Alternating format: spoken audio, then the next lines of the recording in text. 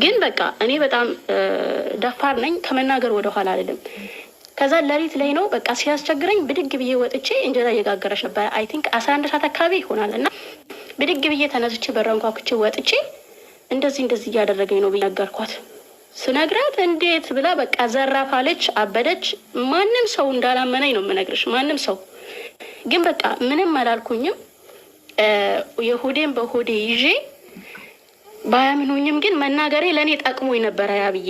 ምክንያቱም ቢያንስ በቃ ከኔ ጋር እንዳያድር ተኮራርፈን ለአመታት ቆይተናል እና እሱ ማለት ነው። እና ማንም ሰው ግን አላመነኝም። እኔን ጠሉኝ፣ በሌላ መንገድ ነበረ የሚያዩኝ ምናምን። ከዛም በቃ ምንም አልኩኝም። እንደዛም ተቀምጬ 1 አመት ተቀመጥኩኝ እዛ ቤት እንደዛ እያደረግን። ከሱ ጋር ግን አውርተን አናውቅም። እንዳመኑሽ ማስፎገር አልፈለጉም እንጂ አምነውሻል። ባያምኑሽ መኝታ አይለዩዋችሁም ነበር። ግን እንዳመኑሽ ዋንኛ አልተፈለጉ። እሱም እኮ ነው። አዎ ልክ ነሽ። አዎ ልጃቸው ስለሆነ በቃ ምን ያደርጉታል ለማለት ነው እንጂ እንዳመነችኝ አውቀዋለሁ። እኔ ግን በቃ ልጃቸው ነው፣ እሱን ነው እንጂ ማመን የሚፈልጉት እኔን ማመን አልፈለጉም። ሁሉም ማለት ነው። እኔ አውቀዋለሁ።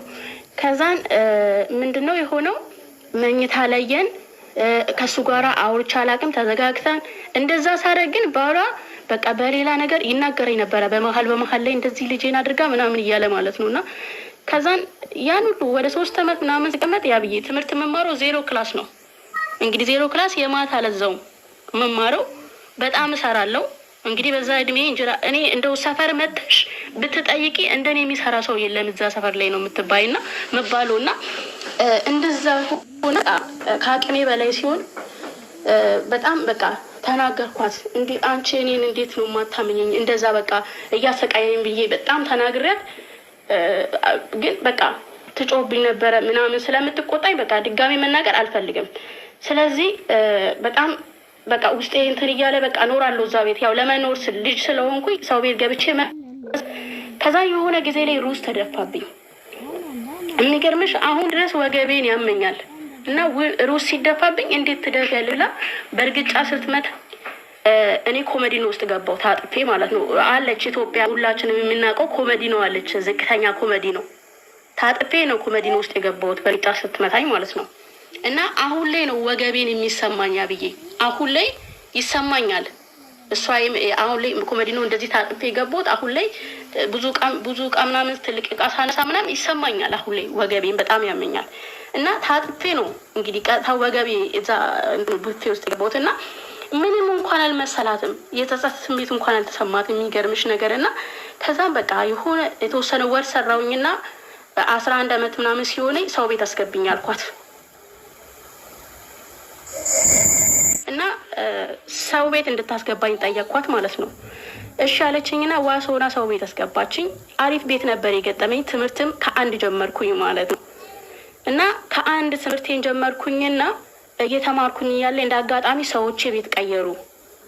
የምኖርባቸው የነበሩ ሰዎች ቤት ሲቀይሩ እኔ ግዴታ ትምህርት መቀየር ስለነበረብኝ ማቋረጥ አልነበረብኝም። ሌላ ቤት ቀየሩልኝ፣ እግዚአብሔር ይስጣቸውና እና የቀየሩኝ በቤት ደግሞ ባለቤቷ በጣም ነበር የሚያሰቃየኝም። እዛ ራሱ በቃ ሊደፍረኝ ምናምን ክላሴ እንትን እያለ ይመጣል። እንደዚህ ፊልድ ይሰራ ነበረ። ከፊልድ ሲመጣ ምናምን እሷ በሌለችበት እኔን ሊደፍረኝ ምናምን ይሞክራል። በጣም ነበር ያሰቃየኝ። እና በቃ ያለኝ አማራጭ ያንን ቤት አቋርጬ መውጣት ነበረ። በቃ መተው ነበረብኝ። በቃ ምክንያቱም ስቃይ ነው። በቃ ሰውየው በመጣ ቁጥር እኔ እሳቀቃለሁ።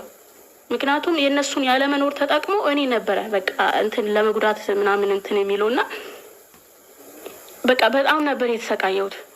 ከዛ ቤት ወጣሁኝ። ከዛ ቤት ወጥቼ ሲሄድ እኔን ለመቀበል ፈቃደኛ ባትሆን እንኳን ግን ተቀበለችኝ። ይሰማል አይደለ? ያ ማሪ በደንብ እየሰማሁሽ ነው አጠገብሽ። እና እኔን ለመቀበል ፈቃደኛ ባትሆን እንኳን በቃ ተቀበለችኝና እንደ አጋጣሚ ሌላ ደግሞ በደላላ ቤት ፈለኩኝ። አሁንም አገኘውኝ። እንደ አጋጣሚ ሆኖ እመቤቴ ማርያም ቤተክርስቲያን አጠገብ ነበረ። ያው ስለ ሃይማኖት ማውራት አልፈልግም። እዛ ነበር ያገኘሁትና እዛ የገቡበት ቤት ደግሞ የሚገርምሽ በቃ በጣም በሚገርም ሁኔታ ሙያ እንኳን እንዴት እንደሆነ የማያውቁበት ቤት ነው የገባሁት እና ስልሻው ለምሳሌ የራሳቸው የሆነ መንገድ አሰራር አላቸው። እኔ የምልሽ ሀያትሽ ናት የሞተችው እንጂ እናትሽ በህይወት አለች። እናትሽ እያለች ነው አክስትሽ ቤት መጥቶኛው አንቺ? አዎ የሞተችው እናቴ በህይወት አለች። ግን የኔን ታሪክ በሙሉ አታውቅም የኔ እናት። የሚገርምሽ ነገር ያብዬ እውነት ተሰሚዋሽ ገና ብዙ ያልተነካ ማውራቸው ነገሮች አሉና ምንም የምታውቀው ነገር የለም እስካሁን እናቴ። መግቢያ ስታጪ አክስትሽን ከምትለምኝ እና ልጨርስልሽ እና እነግርሻለሁ ለምን እንደማልነግራት። እሺ ይቅርታሽ። እሺ አንዴ ታሪኩን ልጨርስልሽ እና እነግርሻለሁ ለምን እንደሆነ እና ከዛም በቃ ሰው ቤት ገባሁ። ብቻ ይሄኛውም የገባሁበትን ቤት አልተሳካልኝም። ምክንያቱም በቃ በጣም ነበረ የሚያሰቃዩኝ ምናምን ነገር ብቻ አልተሳካልኝም አጠቃላይ ይሄኛውን ቤት። ከዛን የመጨረሻ በቃ ሌላ ቤት እንድገባና ትምህርቴን ነው በቃ መማር የፈለግኩት እኔ በአጠቃላይ ምንም ነገር አልፈለግኩኝም ነበረ። ከዛን እዛ ቤት ገባሁኝ። ሌላ ቤት ስገባ በቃ ልጅ መያዝ ነበር የገባሁት። ስገባ ያው ልጅም ስለነበርኩኝ ከስራ አይሰጡኝም ሰዎቹ እና ልጅ መያዝ ገብቼ በቃ ምግብ ሳበላት ምናምን ልጅቷ ታለቅሳለች፣ አትበላም። በግድ ነው በቃ እንድትበላ ማደርጋት ምግብ ማለት ነው። ምክንያቱም ምግብ መብላት ስለነበረባት ከዛን ምናምን ሳበላት ስለምታለቅስ በቃ የሆነ ላይ አያቷ ይመጣና ልነግራችሁ አልችልም። በጣም ነው የመታኝ። የመታኝበት ቦታ ራሱ በቃ ሴት ልጅ ትመታለች ብሎ የማይታሰብበት ቦታ ነው የመታኝና እኔ በጣም አመመኝ። በቃ በጣም ሲያመኝ በቃ ያንን ቤት በራሴ ልብሴን እንኳን ይዤ አልወጣሁኝም። ከዛ ቤት ወጣሁኝ እና ከዛ ቤት ወጣሁ። ስወጣ እናቴ አክስቴ ቤት ነው የሄድኩት። አክስቴ ለምን መጣሽ ብላ በጣም ተቆጣችኝ፣ ጮኸችብኝ። ለምን መጣሽ? ለምንድን ነው ልብስሽን ጥለሽ የመጣሽው? ምናምን አለችኝ። እንደዚህ አድርጎኝ ነው ብዬ ስነግራት ምንም በቃ አልቀበልም አለችኝ። አውቄ ምናምን መስሏት ነው። እና ከዛን ታላቅ ልጅ አላት እሱን ይማርና በህይወት የለም እሱ ልጅ አላት እና እንትን አለኝ። ለምን መጣሽ የምትያት ሰውዬው ማን ስለሆነ ነው እሷን ይመታት ብሎ በጣም ተቆጣ።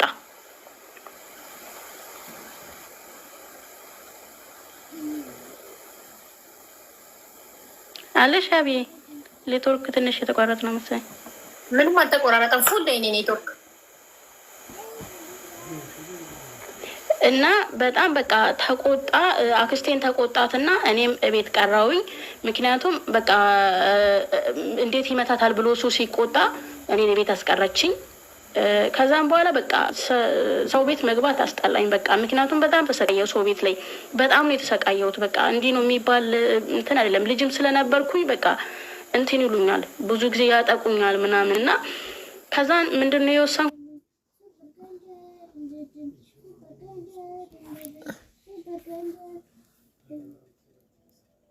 ዛጋር በቃ እንዲሁ በቃ ቤተክርስቲያን አንዴ ሳድር ስለምን ምግብ እንኳን በስርዓት መብላት አልችልም።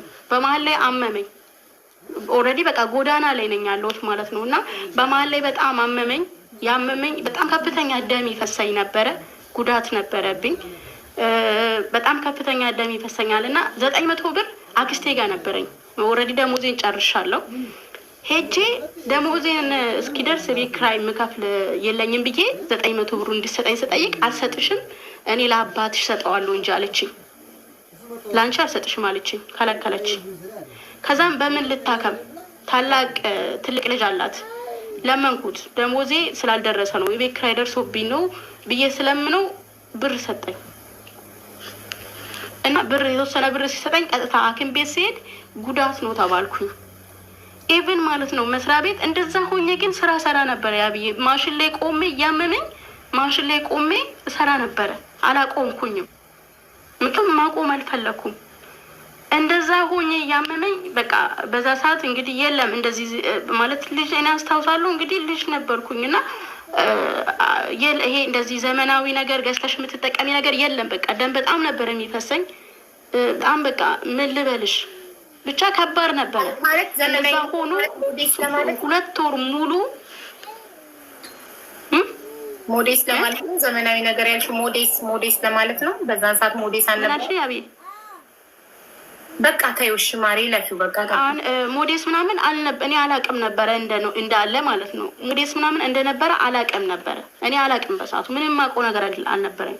ገባሽ? ከክፍለ ሀገር እንደመጥቼ 3ኛ 4ኛ ዓመቴ 5ኛ ዓመቴ አካባቢ ነው። ግን አላቅም ነበረ ምንም ስለ እንደዚህ አይነት ነገር እና ያው በጨርቅ ነበረ የምንጠቀመው ምናምን እና አላቅም ነበረ እና በቃ እንደዛ ሆኖ በቃ ብዙ ነገር ነበረ እንትን ያለኝ እና ጎዳና ላይ 2 ወር በጣም ያለምንም እንትን ማለት ነው እየኖርኩኝ ግን እሰራ ነበረ። እንደዛም በጊዜ ከጊዜ በኋላ መድኃኒት ሰጥቶኝ ምናምን ያው ደሜ ቆመልኝ። እኔም በቻልኩ አቅም ያው ምግብ መብላት እየሞከርኩኝ እዛ ባድር እንኳን እየገዛው ጠቀም ነበረ። 2 ወር ሙሉ ጎዳና ላይ በቃ እያደርኩኝ ስራ ሰራ ነበረ። 1 ሳምንት ጠዋት ገቢ 1 ሳምንት አዳሩ ለእኔ በጣም ከባድ ነበረ። ብዙ የሚተናኮሩሽ ሰዎች አሉ። አንዳንዴ ቤተክርስቲያን እየለመንኩኝ አድራለሁ። በጣም ነበረ የሚከብደው። ምን ብዬ ልንገርሽ፣ ከባድ ከሚባለው ጊዜ ጎዳና ያደርኩበት ጊዜ ነው። ስቃይ ያለው ብርድ አለ። የምትለብሺ ስርዓት ያለው ልብስ ካሌለ በጣም ነው የሚከብድሽ እና የሚከብደው እሱ ፓርት ነው። ከዛን እግዚአብሔር ይመስገን ደሞዜን ትንሽ አጠራቀምኩኝና ብቻዬን ቤት ተከራየሁ። ትንሽዬ ቤት አገኘሁኝና ቤት ተከራይቼ ወጣሁኝ። እዛ ቤት እየኖርኩኝ ምናምን ነገር በመሀል ላይ በቃ ስደትን መጥኩኝ።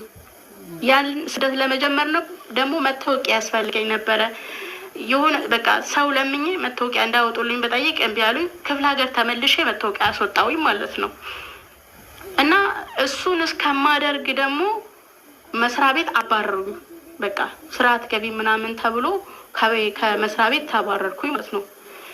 ያለኝ ቀን ስራ መስራት ነበረብኝ ግዳ። በዛ እድሜ ደግሞ ያው ቀን ስራ መስራት ከባድ ነው።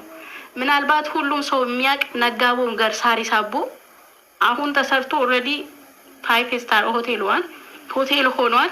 እኔ ደሜ እጄ የቆሰልኩበት ሆቴል ነው። ሁሉም ሰው ያውቀዋል ብዬ አስባለሁ። ሳሪስ አቦ የሚኖር ሰው በጣም ለ7 ወር ያህል እዛ ሰርቻለሁ እና እዛ ለ7 ወር ያህል ሰርቼ እግዚአብሔር ይመስገን የውጪ ፕሮሰስ መጣልኝ።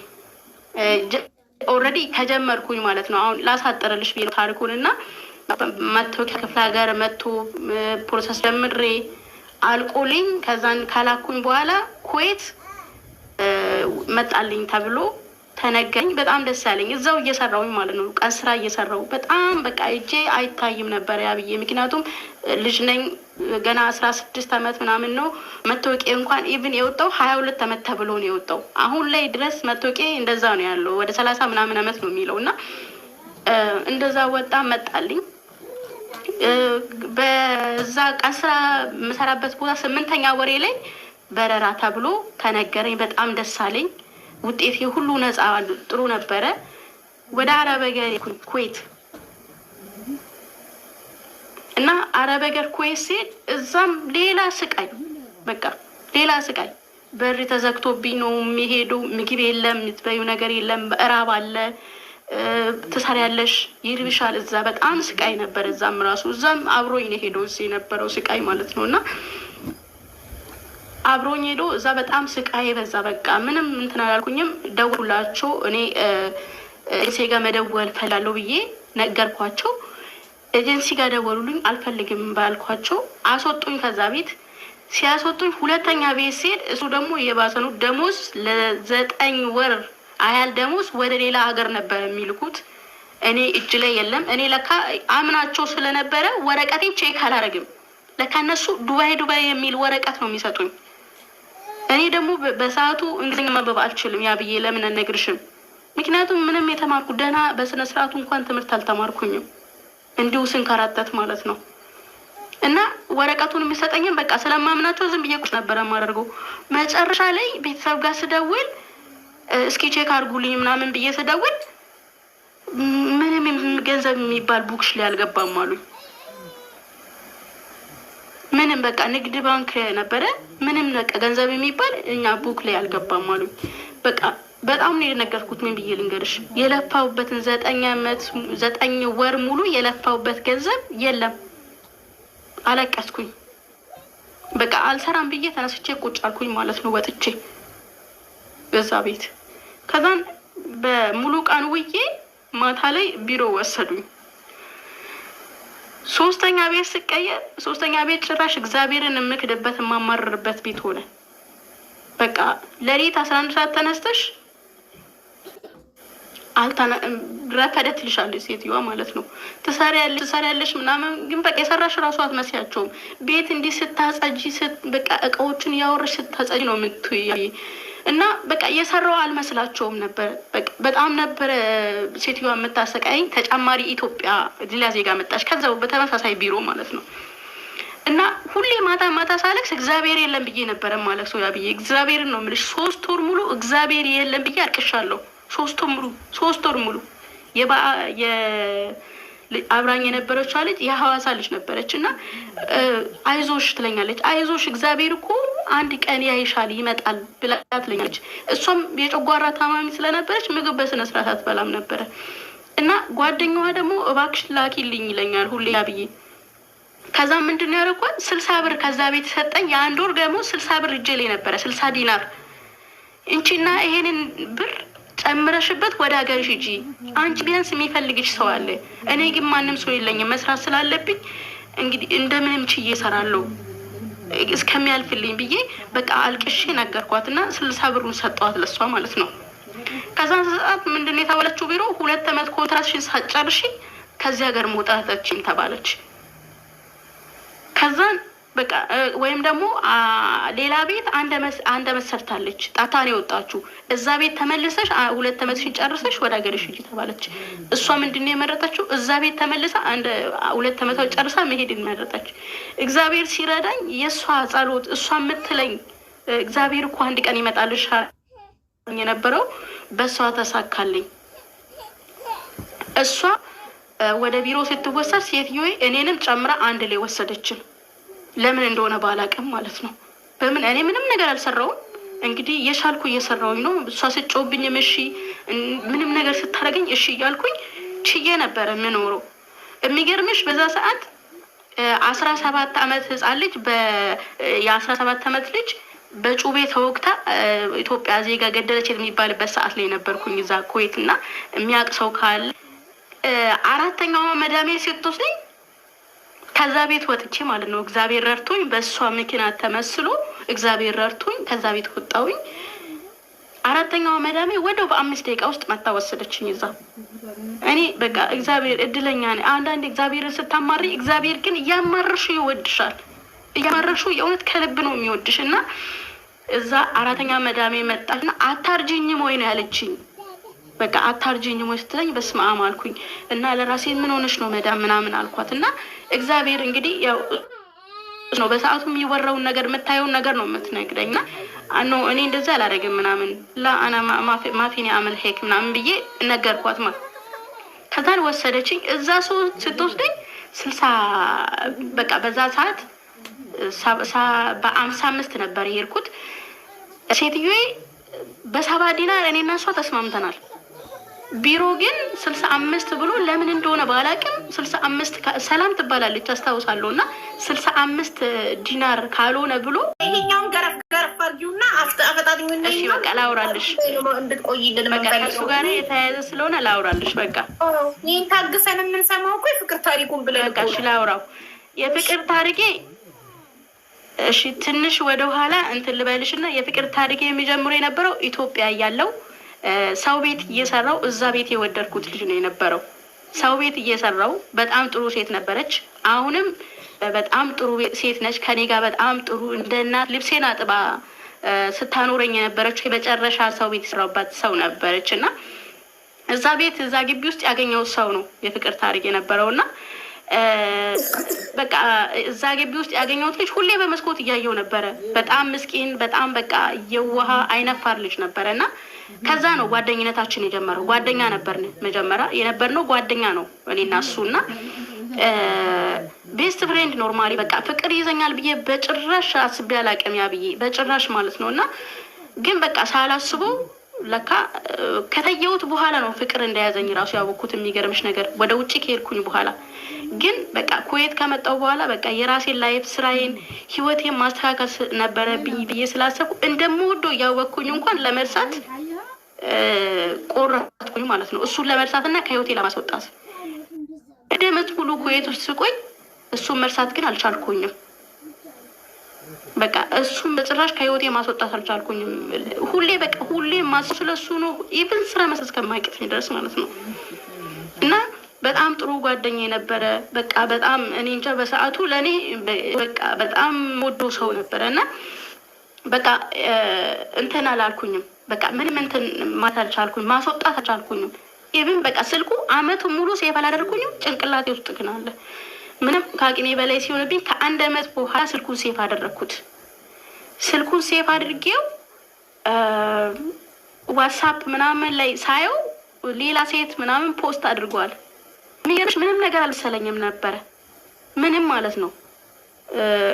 ከሱ ጋር ማውራት ጀመር። እዛ እያለን በቃ ከሱ ጋር እናውራ ነበረ።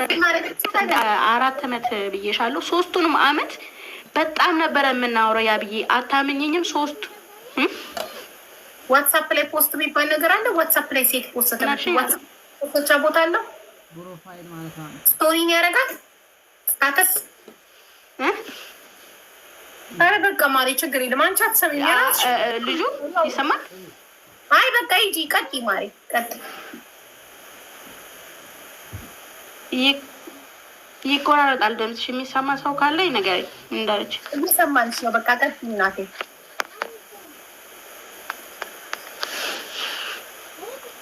እና በቃ 3 አመት ሙሉ እኔ እና እሱ እንደ አጋጣሚ ሆኖ የሚገርምሽ ነገር እኔ ሴፍ አድርጌው ላውራው ምናምን 10 ቀን ጥምቀት ነበረ። ከ10 ቀን በኋላ ወደ ሌላ ሀገር ይሄዳል፣ ወደ ሱዳን ለስራ ጉዳይ ማለት ነው። እና ለስራ ጉዳይ ወደ ሱዳን ሊሄድ ነው እንደ አጋጣሚ ሆኖ። ግን በቃ ስለዚህች ሴት መጠየቅ ግን አልፈለግኩኝም።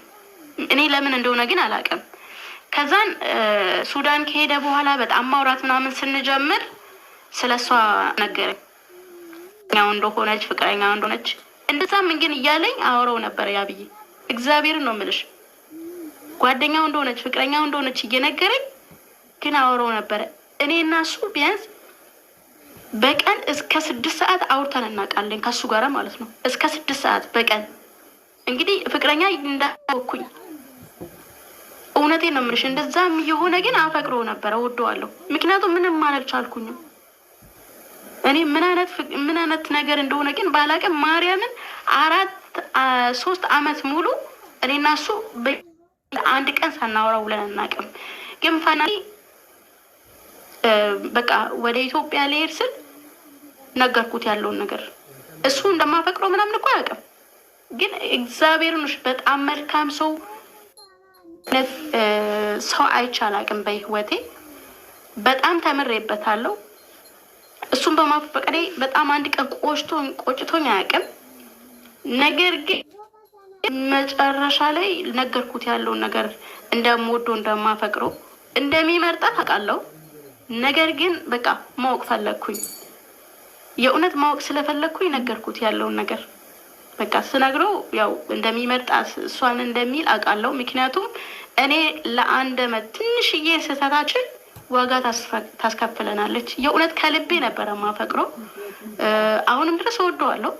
ነገር ግን እሱ ባለትዳር ነው፣ በህይወቱ በጣም ደስተኛ ነው። እኔ በጣም ደስተኛ ነኝ። ከኩዌት ምንም ነገር አላተረፍኩኝም። ፍቅሬንም ገንዘብንም ሁሉንም ነገር አጥቻለሁ። የእውነቴን ነው የምላችሁ። ነገር ግን ያለ ማፍቀር ኃጢአት አይደለም፣ ኃጢአት ሆኖ አያውቅም። ግን ምንድነው ከፍቅር ሲሆን በቃ ፍቅርን በፍቅር ነው እንትን ማለት ያለብን። እኔ እውነቴን ነው የምላችሁ፣ ስለወደድኩት አንድ ቀን ቆጭቶ አይቆጨኝም በጭራሽ ማለት ነው። እኔ እስካሁን የእውነት የእሱ ፍቅር ነው የሚያኖር። ላግዝሽ። አሁን ላይ ምን ላይ ናችሁ? ላግዝሽ። ስንት አመት በትዳር ኖራችሁ? ስንት ልጆች ወልዳችሁ? ምን ላይ ደረሳችሁ? በቃ እኔ ላግዝሽ። ይኸውልሽ ተጋባችሁ? ያ ብዬ አልተጋባንም። ነገር ግን ህይወት በጣም ደስተኛ ነኝ። ምክንያቱም አንዳንዴ ፍቅር ስለቆረጠልሽ ደስ ብሎናል። እናመሰግናለን በጣም ስለቆረጠልሽ። በመጨረሻ ደስ ብሎናል። ተመስገን አምላኬ። ስለዚህ እሱ ሌላ አግብቶ ህይወቱን እየኖረ ነው። አንቺ ጋር ተለያይታችኋል። ለምን እየወደዱም ቢሆን ለሰው ደስታሽ መሆን አለበት። በቃ ምክንያቱም እሱ የራሱ በቃ የራሱ ህይወት እንዲኖረው ፍቅር ማለት ምን ማለት ነው? ፍቅር በቀል አይደለም። የእውነት ትክክለኛ ፍቅር አሁንም እሱ ያስተማረኝ ፍቅር እግዚአብሔር ነው የምልሽ። ያብይ አንድ ሳሙሉ ታግሰን አጓግታን ደግሞ መጀመሪያ ስንት ለምኝሽ እንደገባው ለምን ለፍቅር ታሪክ ለምንድን ነው ለምነሽ የምትገቢው አልኳት። ከዛ ስላት በጣም አስተማሪ ታሪኮች ነው ያሉ ስትል የሰው ታሪክ እኮ ማውራት አይቻልም ስላት የራሴ ነው አለች ስትል እንዴት አንድ ሰው ሆነሽ ታሪኮች ሊኖሩሽ ይችላሉ? አንቺ እኮ አንድ ሰው ነሽ፣ አንድ ታሪክ ነው የሚኖርሽ አልኳት። ስላት አይደለም የሰው ልጅ በህይወቱ ብዙ ታሪኮችን ሊያሳልፍ ይችላል ስትል ብቃቺ ስል እቺ ልጅ ህይወት ያስተማራት ብዙ እዚህ ምድር ላይ የኖረች ብዙ ታሪኮችን ያሳለፈች ናት ብዬ በትዕግስት ኢቨን ምሳይን በልቼ ቡና እየጠጣው ነበረ።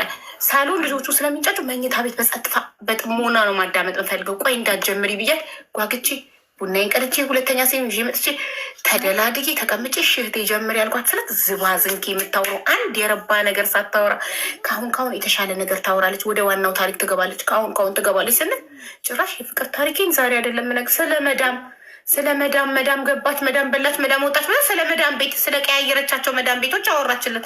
ከዛ እሺ የፍቅር ታሪኩን ዛሬ አይደለም ነግራችሁ እና ይህ ሁሉ ታግሰን ስለ አራት መዳሞች ቤት ታሪክ ያዳመጥንሽ በትዕግስት 1 ሰዓት ሙሉ እኮ የፍቅር ታሪክሽ ሊረባ ይችላል፣ ሊጣፍጥ ይችላል ብለን ነው እኮ በትዕግስት የጠበቅነው። በመጨረሻ ላፈቀርሽው ሰው ምንድን ነው የምታወሪው? ታሪክ የተኖረ ነገር አትነግሪንም እንዴ? ትፈላሰፍብናለች እዚህ። ፈጣሪ ስራሽን ይስጥሽ። የምር በጣም ነው እንትናችን ፍቅር ታሪክ የመስማት ጉጉታችንም በአንድ አምጥታ ቀዝቃዛ ውሃ ቸልሳ አጠፋችው።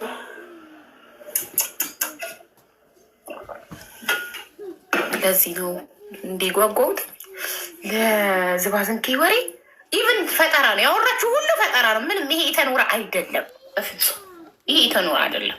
ዝም ብሎ ለፎሎ ይገቡና ታሪክ ፈጥረው ያወራሉ እንደሷ። ጓግቼ እንደዚህ። እሺ ሌላ እውነተኛ ታሪክ ያለው